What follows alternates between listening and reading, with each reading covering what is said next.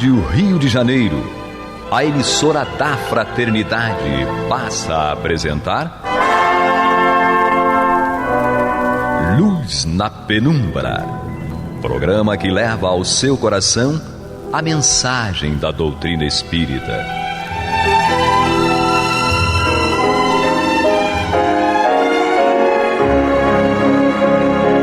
E com vocês, João Batista, para o estudo de O Livro dos Espíritos, da obra codificada por Allan Kardec. Papai do céu nos guarde, nos abençoe. Louvado seja nosso Senhor Jesus Cristo. E que possamos fazer do tempo essa dádiva que todos nós temos de maneira igual, um recurso a mais, para que a nossa caminhada seja cada dia mais firme e consistente, na direção da felicidade verdadeira, consubstanciada pela evolução espiritual que venhamos a conquistar. Hoje, estamos com 2 companheiros aqui presentes para fazer o estudo das perguntas 763 a 765 de O Livro dos Espíritos, lembrando nossos irmãos que estamos fazendo o estudo através da tradução de Evandro Noleto Bezerra, de 2007. Hoje faremos o estudo eu e Julinha, Maria Júlia. Que a paz do Mestre Nazareno esteja com todos. E temos como um observador e talvez futuro expositor, tá? O nosso amigo e irmão e companheiro e parceiro e uma porção de coisas mais, inclusive até comparsa de outras vidas anteriores, que a gente deve ter batido cabeça de montão por aí. Muita espada na mão. Não é? Canetas. Mas, afinal de contas, ele brande o Livro dos Espíritos, Memórias de um Suicida e outras obras mais para poder enxugar lágrimas e ajudar a muitas pessoas a caminhar melhor. Adalberto. Que a paz do Divino Cordeiro encontre receptividade em vossos corações e que possamos nós sermos merecedores daquilo que emana de Deus. Vejam bem, não há uma voz para ser ouvida? Até o Serginho concorda comigo, né? Eu gosto do Serginho, que ele está sempre de acordo, viu? Tudo aquilo que eu falo, por maior que seja sandice, ele concorda. Então nós vamos começar com a Julinha, tá? Com a pergunta 763. Por consequência, eu vou fazer a 764 e a Julinha vai encerrar. A restrição dos casos em que se aplica a pena de morte é um indício de progresso da civilização? Nos responde os espíritos: podes duvidar disso? Teu espírito não se envolta quando vê... teu espírito não se revolta quando vês o relato das carnificinas humanas que antigamente se faziam em nome da justiça e muitas vezes para honrar a divindade? Das torturas às que eram submetidos condenados e mesmo os acusados para arrancar, por meio de sofrimentos atrozes, a confissão de um crime que muitas vezes não haviam cometido? Pois bem, se tivesses vivido naqueles tempos, terias achado isso muito natural. E como juiz talvez agisses do mesmo modo. Assim, o que parecia justo numa época parece bárbaro em outra. Só as leis divinas são eternas, às vezes humanas, modificam com o progresso e continuarão a mudar até que se harmonizem com as leis divinas. E vendo essa pergunta, né, nós pensamos o seguinte: eles dizem aqui, quem sabe, se nós tivéssemos vivido naquela época, com certeza nós vivemos naquela época, né? E até por causa disso que nós já praticamos muito esses atos, que hoje em dia esses atos nos agridem, porque nós já fizemos muito e a nossa consciência já não aceita mais. E até bem pouco tempo, não tanto naquela época, quantas vezes um preso, né, até para confessar alguma coisa que acham que ele cometeu, e às vezes vemos irmãos nossos que estão presos indevidamente, eles são torturados para acabar confessando. E às vezes, em função da dor, confessa. Isso é um ato de barbarismo. Isso não representa evolução. E aí nós vemos nas épocas atuais pessoas que estão defendendo a pena de morte, que é uma coisa que já não cabe, né? E nós estamos vendo pessoas querendo a pena de morte, que acham que vai ser a solução, porque acha que acabar com a vida de todos aqueles que se acham errados, acabam os problemas. Só que nós vemos que com a pena de morte nós geramos mais ódios. E às vezes podemos levar, muitas vezes vamos levar a pena de morte a alguém que não tem culpa naquele incidente, pode ter culpa em outros. Então nós temos que realmente pensar, será que nós queremos evoluir ou nos manter lá atrás? Será que nós estamos querendo realmente ser chamados cristãos ou continuar querendo ficar feras? Porque às vezes nossos instintos são pior que os dos animais.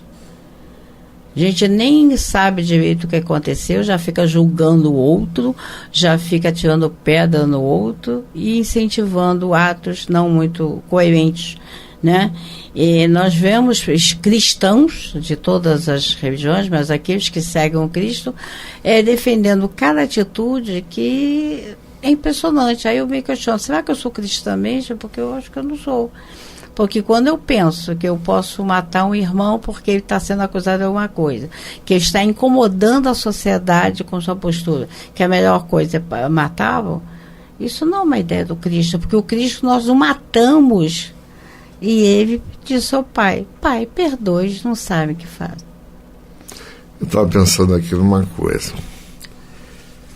Para nós espíritas, a ideia da pena de morte é absurda, por um motivo muito simples. Executando a pena de morte contra quem quer que seja, nós vamos atingir o corpo. O espírito é imortal. Elimina-se o envoltório carnal e o espírito prossegue. E em prosseguindo o espírito, se o indivíduo se sente injustiçado por algum motivo, nós vamos ter um inimigo invisível no mundo espiritual que vai nos perseguir. Nós não o estaremos vendo, mas nós estaremos num padrão de sintonia com ele.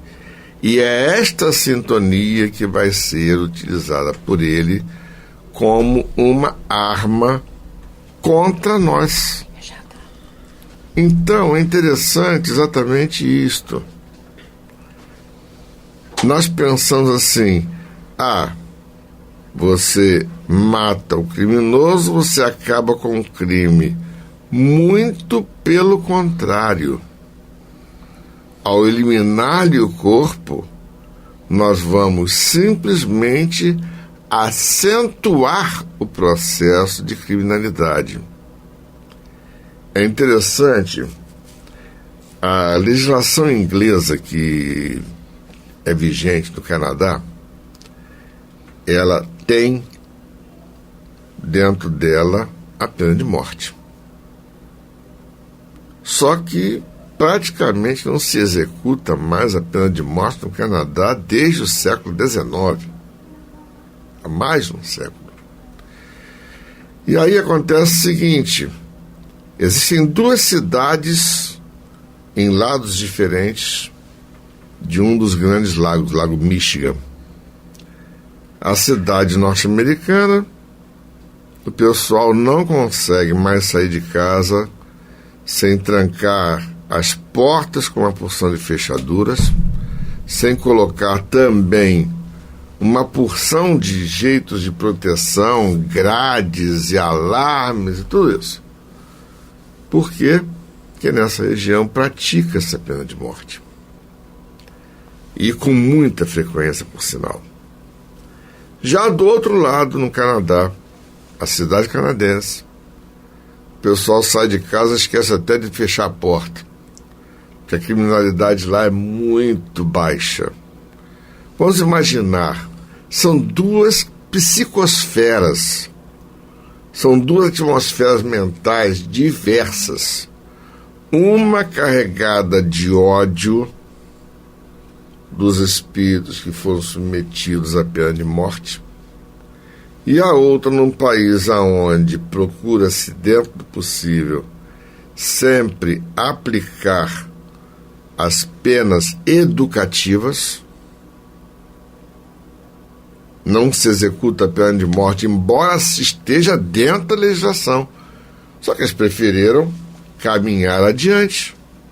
E esta caminhada adiante facultou a que houvesse uma evolução social significativa e o país tivesse uma evolução dentro do ponto de vista social, inclusive até podemos dizer ético-moral. Porque as pessoas não temem. Ah, por que não temem? Porque simplesmente não tem por que temer. É válido a reflexão? É válido. Fazer essa reflexão é fundamental para que nós compreendamos, afinal de contas, por que aqui estamos, reencarnados para aprender a amar. Você está ouvindo pela Rádio Rio de Janeiro o programa Luz na Penumbra, com estudo de O Livro dos Espíritos, na apresentação de João Batista. Dando sequência na pergunta 764, é a 764, que eu vou não somente ler a pergunta, como também vou ler a resposta, né? Kardec pergunta aos espíritos: disse Jesus, quem matou com a espada morrerá pela espada.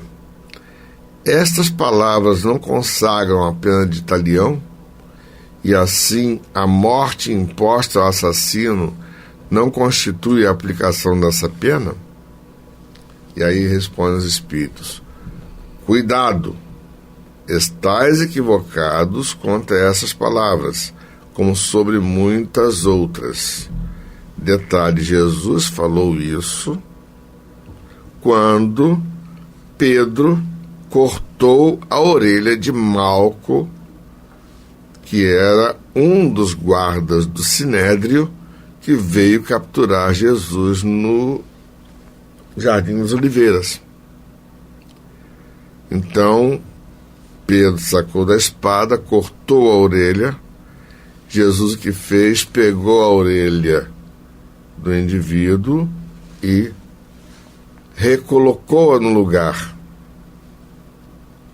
Ele advertiu a Pedro para que não desembainhasse a espada, que não agisse de maneira violenta, considerando que o seu propósito era fazer com que a lei divina fosse devidamente cumprida e seu testemunho fosse levado a cabo conforme o foi. Então, Está dito aqui: a pena de talião é a justiça de Deus. É Ele quem a aplica. Todos vós sofreis essa pena a cada instante, pois sois punidos naquilo em que haveis pecado, nesta vida ou em outra. Aquele que provocou o sofrimento de seus semelhantes virá a achar-se numa condição em que sofrerá o que tenha feito sofrer os outros. É este o sentido das palavras de Jesus. Mas não vos disse ele também: perdoai aos vossos inimigos? E não vos ensinou a pedir a Deus que vos perdoe as ofensas, como vós mesmos houverdes perdoado? Isto é, na mesma proporção que houverdes perdoado? Compreendei bem isto. E aí, vamos parar e raciocinar. A grande punição para aquele que gera uma condição de desequilíbrio diante da lei é exatamente o seu estado consciencial. Nós observamos que aqueles que fomentam a violência, de alguma maneira, querendo retaliar a outrem, sofrem profundamente, vivem à busca de respostas que não vão encontrar, porque essas respostas estão dentro de si próprios. E a mudança de postura somente será possível na medida exata em que estas criaturas descobrirem isto que está dentro delas. Deus está dentro de nós. Nós temos que descobri-lo. E nós somente vamos descobrir a Deus na medida exata em que procurarmos compreender o nosso próximo. Não se pode amar a Deus sem amar o próximo, porque ninguém pode amar ao Criador sem amar a criatura. E aí, voltando à pergunta, há uma frase aqui que é marcante. Todos vós sofreis essa pena a cada instante, pois sois punidos naquilo em que haveis pecado, nesta vida ou em outra. E aí, a gente vai contar a historinha. A história que está no livro Evangelho das Recordações, de Eliseu Rigonati. Ele relata a história de um indivíduo que já em meia idade, com os filhos já criados, ele resolve fazer a viagem dos sonhos dele, que é viajar com a esposa para a Europa, para conhecer seus ancestrais, conhecer o país dos seus ancestrais. E aí está tudo preparado, tudo arrumadinho, direitinho, tal, tudo planejado. E na véspera da viagem tem uma hemorragia digestiva. E aí, por causa da hemorragia digestiva, ele é submetido a uma investigação. E essa investigação revela um tumor intestinal. E quando é aberto, não há mais o que fazer. O tumor já está metastático, já comprometeu todo o abdômen. Ele tem pouco tempo de vida pela frente, pelo menos de vida física. E ele se questiona: poxa, nessa existência eu não cometi nenhum erro. Isso é praticamente uma doença kármica.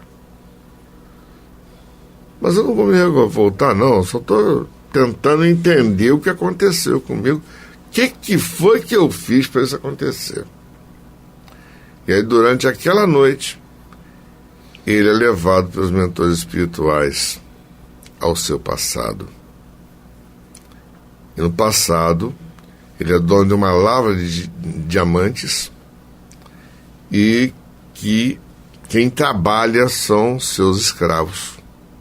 Ele percebe que um dos escravos, ao descobrir um pequeno diamante, ingere o diamante para depois utilizado para comprar a sua liberdade. O que ele faz?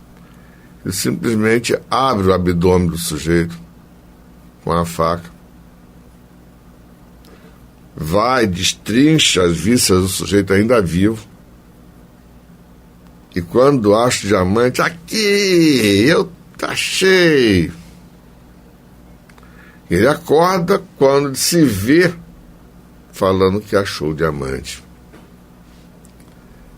E ele acorda e fala com a mulher dele assim, realmente, a justiça se fez. Eu já posso partir em paz. E alguns dias depois ele partiu. Porque tinha certeza de que a justiça de Deus se fez. Porque ele marcou a estrutura perispiritual dele com aquele crime cometido em outra vida. Precisou ser esfaqueado por alguém? Não. Ele simplesmente apareceu com enfermidade marcada no órgão em que ele lesionou em outra vida, em outra pessoa. É esta justiça de Deus que se faz educando a cada um de nós. Dando sequência e encerrando o nosso trabalho de hoje, Maria Júlia, minha Julinha, que se deve pensar da pena de morte imposta em nome de Deus? Nos respondem os espíritos. É tomar alguém o lugar de Deus na aplicação da justiça. Os que assim procedem mostram quão longe estão de compreender a Deus e o muito que ainda têm a expiar. A pena de morte é um crime quando aplicada em nome de Deus, e os que a impõem se tornam responsáveis por esses assassinos. Nós já estamos vendo a pena de morte a contagem de Deus, que é o Deus da vida, não o Deus da morte. E a morte, só existe a morte física, a morte do corpo. Ninguém, ao matar alguém, vai acabar com aquele elemento, por pior que seja. E isso não vai solucionar nada. E nós lembramos daquele mandamento, né, trazido por Moisés, que diz: não matarás. E aí nós pensamos, não, hoje eu só mato barata, às vezes nem barata, que a gente tem medo de matar pobre baratinho. Mas nós matamos, até porque existem vários tipos de morte que às vezes nós achamos. Nós matamos pessoas de diversas formas, com calúnias, com pensamentos. Nós matamos as pessoas de fome quando tiramos o trabalho delas por qualquer coisa, né? E no mundo atual que nós estamos vivendo, nós estamos percebendo quanto isso está acontecendo. E nós não achamos que isso é matar, mas nós matamos. E quando nós fazemos isso em nome de Deus, a pena realmente se agrava. Porque não é Deus. Se Deus me manda, se Deus é o dono da vida, e Jesus que veio nos ensinar sobre ele, nos diz que nós devemos amar até os inimigos, como é que eu vou achar que matando é a solução de alguma coisa? Né? E a humanidade tem que se conscientizar que a morte, até porque ela não existe, só existe a morte física, não é solução de nada. É querer acabar com o problema. Só que os nossos problemas, eles nos acompanham em qualquer parte que estejamos. Não importa onde. O problema não vai se solucionar só sumir com aquela pessoa. Ele vai ficar, até porque eu vou ficar com remorso.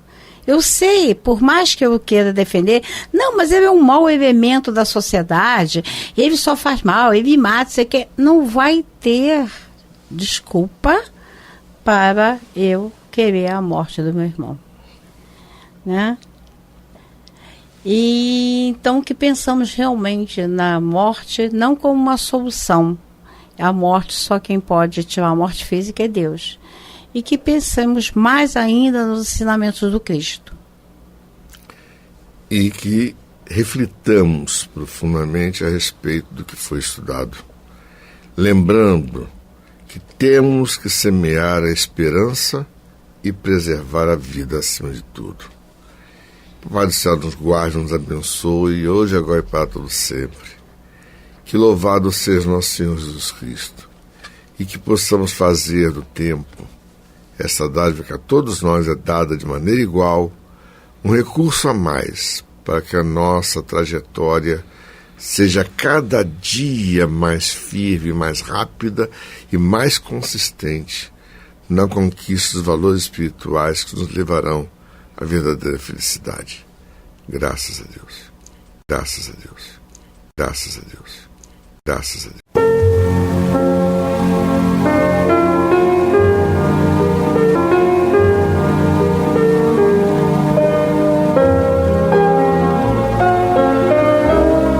A Rádio Rio de Janeiro está levando ao seu lar e ao seu coração a mensagem consoladora da doutrina espírita, através do programa Luz na Penumbra. E agora com vocês, Antônio de Pádua Barbosa e Marta Batista. Boa noite, meus caros amigos. Estamos aqui dando continuidade ao programa Luz na Penumbra, no qual nós estudamos o Evangelho segundo o Espiritismo de Allan Kardec. Nós estamos aqui no seu capítulo 13, que a vossa mão esquerda não saiba o que faz a vossa mão direita. E nós estamos já em seu item 13, que são ainda as mensagens dos espíritos protetores. E desta feita, essa mensagem é do espírito Caritas, que foi martirizado em Roma. É uma mensagem que chegou em Lyon, 1861. Na realidade, são duas mensagens. Tem esta do item 13 e tem a próxima do item 14. Então, para nos abrilhantar aqui com seus comentários e falar a respeito desta mensagem de Caritas, está aqui nossa companheira Marta Batista e, na técnica, o Cláudio Almeida. Então, vamos dar início aqui ao nosso bate-papo, já dando boas-vindas a Marta, que chega aqui para nos ajudar muito. Vai aí, Marta. Olá, Antônio, tudo bem? Olá, Claudinho, olá, amigos ouvintes. Vamos então falar sobre e estudar, refletir sobre esta mensagem ainda na temática, né, da beneficência, em que o Espírito Cárita vai nos mostrar, nos apontar alguns pontos importantes, né? Nós temos algumas mensagens aqui nessa temática, né? Ainda temos mais 1, 2 e 3, né? Temos mais 3 mensagens, contando com a de hoje, 4, né? Com essa que eu vou falar agora. Então, cada um deles vai apontar pontos e destacar questões importantes que nós devemos relevar para que possamos fazer a beneficência, a caridade da forma ideal, né? Um dos espíritos já nos propôs logo no início desse capítulo, né, nos falou da importância e da necessidade de sermos inteligentes, né, sermos lógicos para prestarmos a caridade. Então, baseado nisso, vamos ver o que o Espírito Cárita vai nos falar. Existe aqui uma definição, né, mostrando uma definição, falando sobre quem foi Cárita, né, diz na Revista Espírita, de fevereiro de 1862, encontra-se o seguinte registro.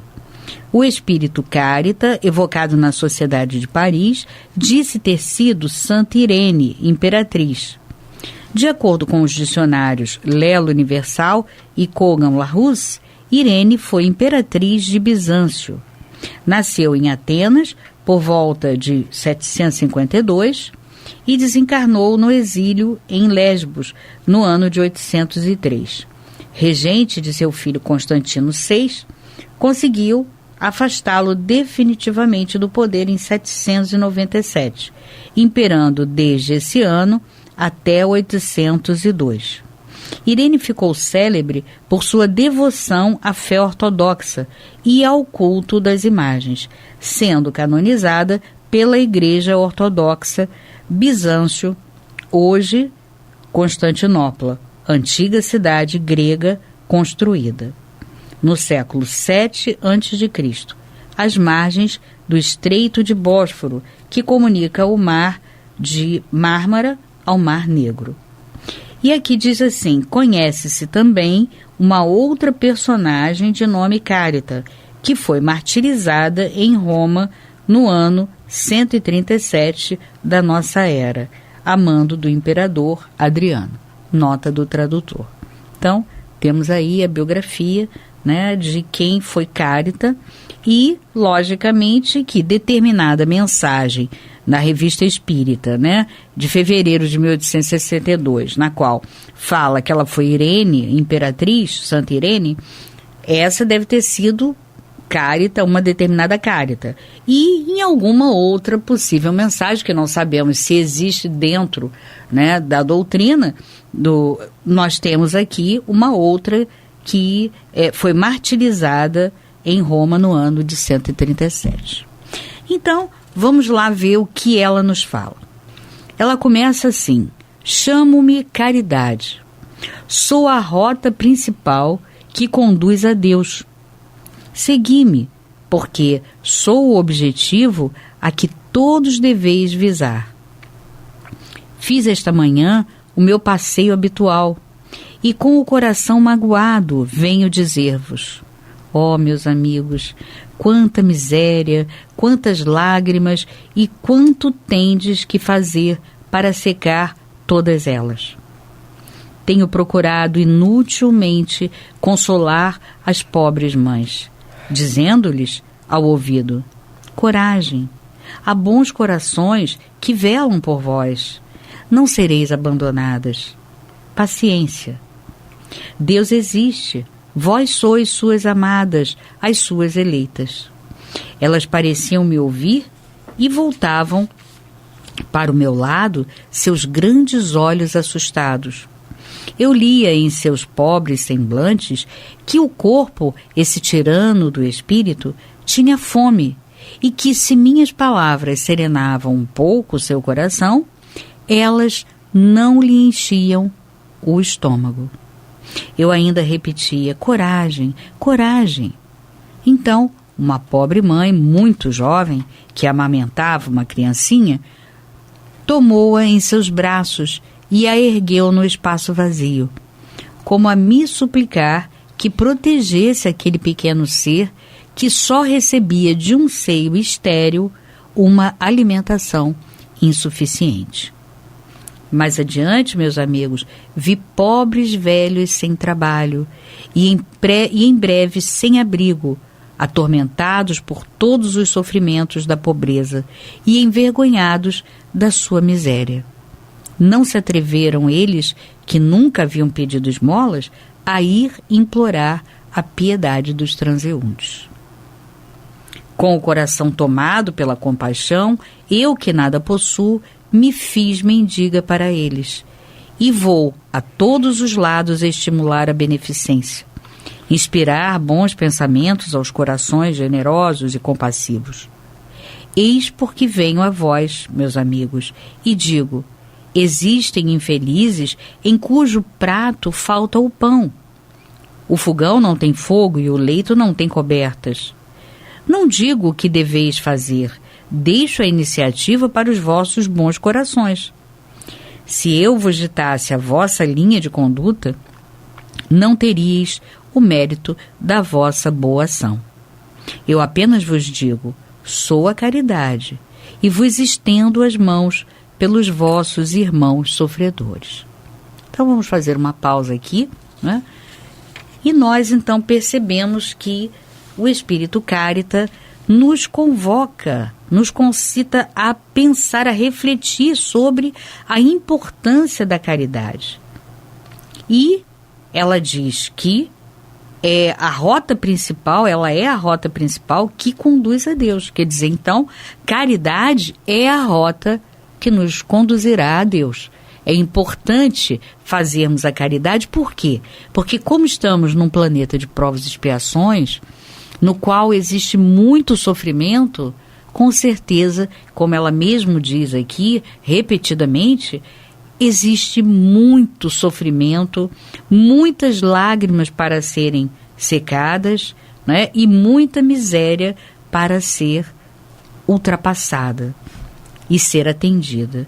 Então, é preciso que nós entendamos essa importância da caridade. Não é à toa que Kardec tão sabiamente nos coloca num capítulo, né, dentro do Evangelho segundo o Espiritismo, que fora da caridade não há salvação. Ou seja, não há libertação em termos espirituais sem a caridade. Por isso a caridade é o caminho, né, a rota que nos leva a Deus. Sem a caridade não chegaremos lá. Até porque ela reúne, para que você a realize, uma série de virtudes desdobramentos que você precisa estar atento. Para fazer uma correta caridade, você tem que ter humildade, você tem que ser uma pessoa bastante tolerante, paciente, você tem que ser uma pessoa que tenha piedade no teu coração, para se sensibilizar diante daquelas dores que se apresentam para todos nós.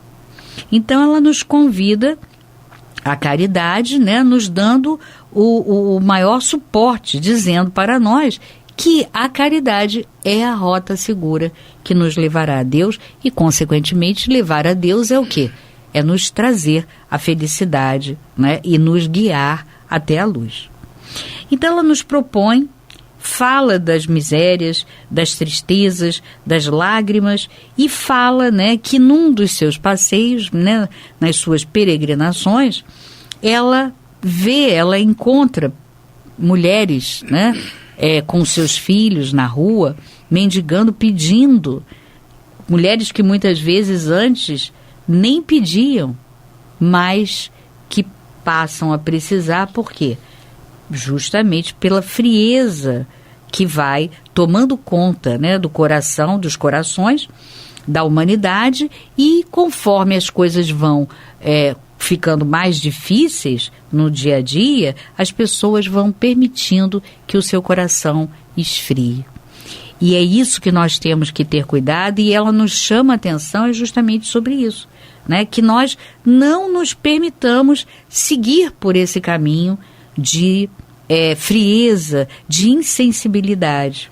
Então ela cita, né, que ela viu pessoas com tanta dificuldade, com tanto sofrimento, e ela, para lhes dar uma força, para lhes ampliar, né, aquele medo que elas estavam, né, de não conseguirem um amparo, ela então, para lhes fortalecer, ela começa a lhe inspirar algumas frases dizendo: coragem, coragem, existem corações bons que vão lhe ajudar.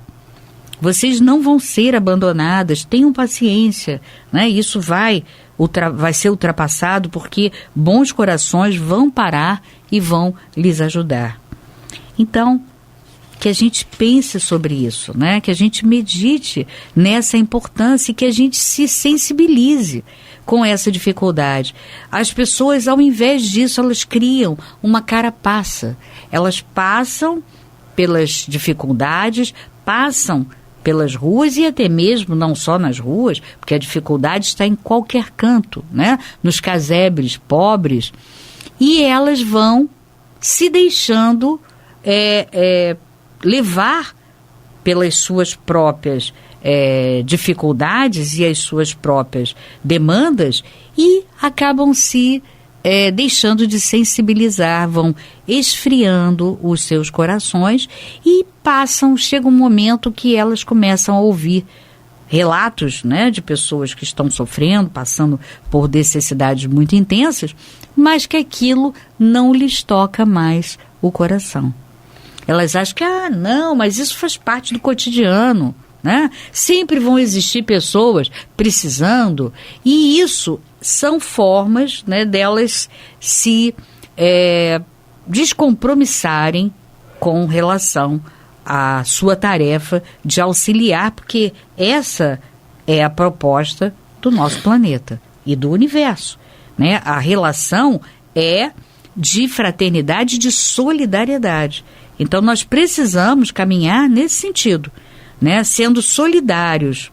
E, logicamente, para isso nós precisamos ter aquela sensibilidade para, quando ouvirmos falar de alguém que está necessitado, que a gente então fique atento a isso. Ela diz, mais adiante eu vi pobres velhos sem trabalho e em breve sem abrigo, porque lógico, né? Se ele envelhece e aí se aposenta, e se ele não tem uma formação mais sólida, com certeza ele vai ficar sem trabalho e, consequentemente, ganhando menos, vai ficar sem abrigo. Né? E, logicamente, que ficar sem abrigo e sem as condições mínimas de se sustentar, ele vai ter muitos sofrimentos e vai ficar atormentado por esses sofrimentos, né, de pobreza e até mesmo envergonhados da miséria. Por quê? Porque eram pessoas que trabalhavam. Eram pessoas que tinham uma vida estruturada, pobre, simples, mas tinham. E, de repente, essas pessoas se veem sem o mínimo, sem condições mínimas. E ele disse, olha, consequentemente, um pouco mais adiante, esses velhinhos que vão ficar sem trabalho não terão sequer um abrigo, não terão mais sequer aquela casinha simples para se abrigar, né, e para morar. Olha, nós precisamos pensar nisso. Ah, mas isso é obrigação, isso é tarefa do Estado. Sim, nós sabemos que isso é tarefa do Estado, né, é a responsabilidade maior, né, que é justamente cuidar da população. Mas nós também temos esse compromisso, nós também temos essa responsabilidade. Então, se por algum motivo aquela pessoa estiver descoberta, né, estiver sem nenhum amparo, que nós, já que ela passou por nós, que nós tenhamos o compromisso e que façamos alguma coisa para auxiliar. Muitas vezes, basta até que você, não é só de dinheiro que a gente fala, né, porque muitas vezes as pessoas precisam ali de alguém que as ouça, de alguém que as olhe, para elas perceberem que elas existem. É interessante, né, determinados relatos de pessoas que trabalham com população de rua e que, certa feita, uma das pessoas que estavam ali no meio da rua e que tinham recebido o alimento, correu atrás do carro para dar um depoimento, porque aquela pessoa sentiu necessidade de dar o depoimento, dizendo que mais do que aquele estômago vazio há 3 dias sem comer, o que ele mais desejava era justamente demonstrar gratidão para aquele grupo que o atendeu, porque aquelas pessoas haviam olhado para ele. E ele disse que há muitos dias que ninguém o olhava. As pessoas passavam com pressa, correndo, e sequer lançavam um olhar para ele. Então, muitas vezes, mais do que, apesar de serem pessoas pobres, necessitadas, mas muitas vezes o que elas estão precisando, mais até do que a própria comida, o próprio alimento, e até mesmo uma roupa para se vestir, é um olhar, dizendo, olha, você existe, e eu estou te vendo, você é meu irmão. E isso faz a pessoa se sentir, ela se sente viva e se sente até mesmo uma cidadã. Então, que a gente medite sobre isso quando a gente passar no nosso dia a dia, naquela correria, né, de vamos para lá, vamos fazer isso, vamos fazer, eu tenho que ganhar a vida. Vamos pensar que devemos olhar para o nosso próximo, olhar com respeito. E ela segue dizendo, com o coração tomado pela compaixão, eu que nada possuo, me fiz mendiga para eles. Por quê? Justamente para que eles sentissem que ela era uma igual. E que ela lhes dá justamente aquele amparo, aquela força, né, uma força dizendo para eles que eles tivessem coragem, tivessem paciência, que eles iam ser atendidos, que as suas dificuldades iam ser superadas. E ela segue, Mas se peço, também dou, e muito. Eu vos convido para um grande banquete, e vos forneço a árvore onde todos vos saciareis. Vede como é bela, como está carregada de flores e de frutos. Ide, colhei, pegai todos os frutos dessa bela árvore que se chama beneficência. No lugar dos ramos que tirardes, colocarei todas as boas ações que praticardes, e levarei essa árvore a Deus para que Ele a carregue novamente, porque a beneficência é inesgotável. Segui-me, pois, meus amigos, para que eu possa vos incluir entre aqueles que se alistam sob a minha bandeira. Não tenho receio, eu vos conduzirei pela estrada da salvação, porque eu sou a caridade. Carita, martirizada em Roma, Lyon, 1861. Então, nesse texto aqui, o Espírito se identifica. Não é a primeira citada aqui, né?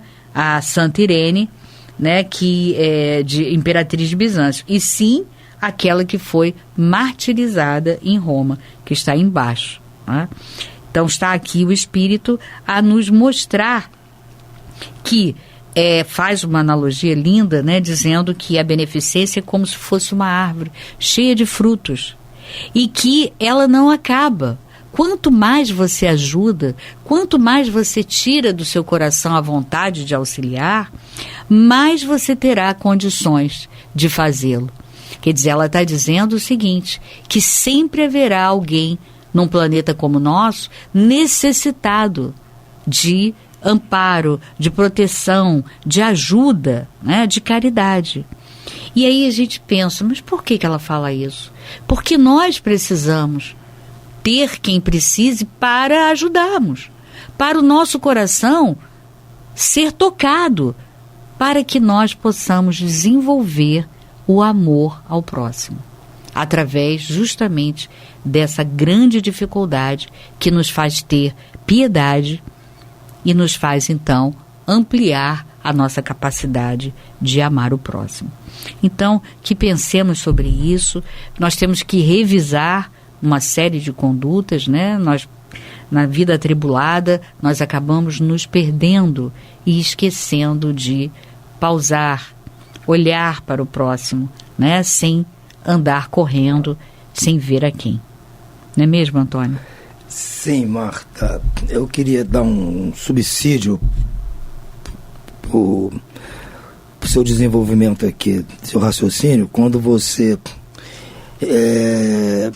questionou as pessoas que dizem, quando vem alguma pessoa necessitada, que não podem fazer nada porque isso seria uma tarefa do governo, do Estado. Mas, veja bem, o governo, o Estado como um todo, ele apenas tem uma outorga da sociedade para administrar o coletivismo, a parte que é coletiva. Da mesma maneira que o síndico de um condomínio, ele tem a outorga dos condôminos para administrar o prédio nas partes comuns, naqueles assuntos que são comuns a todos. Agora, os condôminos não podem ficar isentos de uma ação emergencial no condomínio só porque eles pagam a mensalidade do condomínio e o síndico tem a obrigação de fazer, porque o síndico não consegue ficar as 24 horas de plantão no prédio para ver tudo que está se passando. Então, se o síndico saiu para trabalhar, você está de folga em casa e você vai pegar o elevador não está funcionando, você não pode reclamar, o síndico tem que ligar para a companhia que conserta o elevador. Não. Você, como condômino, não está satisfeito com aquela situação, você tem que ligar para a companhia que vai consertar. Não, em tese seria a obrigação do síndico, mas o síndico não está lá naquele momento, ele não pode cobrir o tempo todo. Então cabe a você, que deu outorga ao síndico, como proprietário também, defender o seu próprio patrimônio, seu interesse. Assim é a sociedade. Nós demos outorga ao governo, elegemos pessoas para cuidarem do nosso coletivo. Agora, o Estado não pode estar 100% vendo a segurança, vendo a saúde de todos, vendo a parte social de todos. Por mais que o Estado faça, ele não consegue ficar 24 horas por dia e 100% do espaço vigiando. Há coisas que ele não vai conseguir fazer. Então, cabe ao cidadão que é quem é realmente que importa, é o dono do negócio, vamos dizer assim, é o sócio. Ele pertence à sociedade, ele é um sócio. Fazer aquilo que o Estado não teve como fazer. Então, se tiver uma pessoa carente na rua, o Estado não pôde vir acolher, o serviço social, você tem que fazer. Então, se uma pessoa de repente passa mal na rua, eu não faço nada porque tem que vir aqui o SAMU. Não, enquanto o SAMU não vem, eu tenho que resolver. Se eu vejo alguém sendo vítima de algum assalto, de uma agressão, se eu tiver condições de ir lá resolver, eu vou resolver. Eu vou esperar, não, essa polícia que tem que fazer. Não é assim. Eu, como sócio da cidade, do Estado, como membro da sociedade, eu tenho que participar. Assim vale para as necessidades das pessoas. O Estado tem essa outorga porque a sociedade concorda que tem que ajudar as pessoas necessitadas. Mas enquanto o Estado não pode fazer, cabe a cada um fazer. Eu não posso esperar a empresa de lixo vir buscar um papel que deixaram cair no chão. Eu tenho que ir lá tirar o papel e jogar na lata do lixo. Não, isso aqui deixa que um dia aí, no horário que tem que passar, com o Lume vai passar aqui para tirar. Que isso? Não é assim. Então não adianta querer jogar responsabilidade na sociedade, no governo, em quem quer que seja. A responsabilidade é de cada um. Justamente porque eu não posso fazer tudo, é que eu outorgo o governo para fazer. Ele contrata pessoas para fazer. Mas a obrigação é minha. Isso que eu queria, mas assim, acrescentar ao seu comentário, Marta. Muito bem. Mas o nosso tempo está esgotado. E vamos ficando hoje por aqui. No próximo programa vamos continuar com outra mensagem desse Espírito Cáritas. Por hora, desejo a todos muita paz. Muita paz.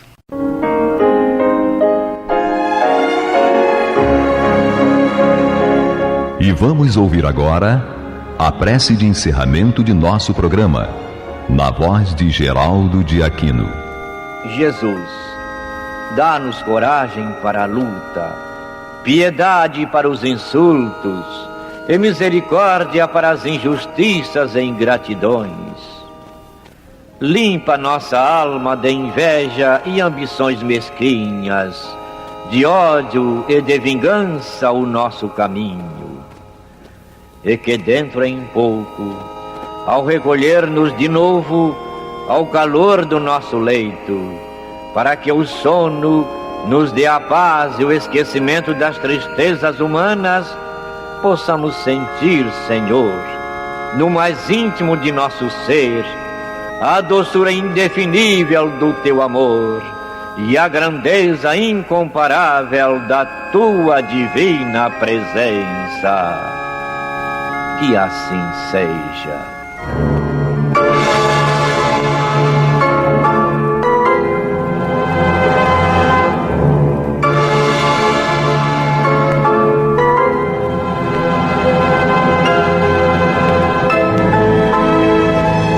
Acabamos de apresentar o programa Luz na Penumbra, que voltará a ser apresentado amanhã às 21 horas nesta emissora.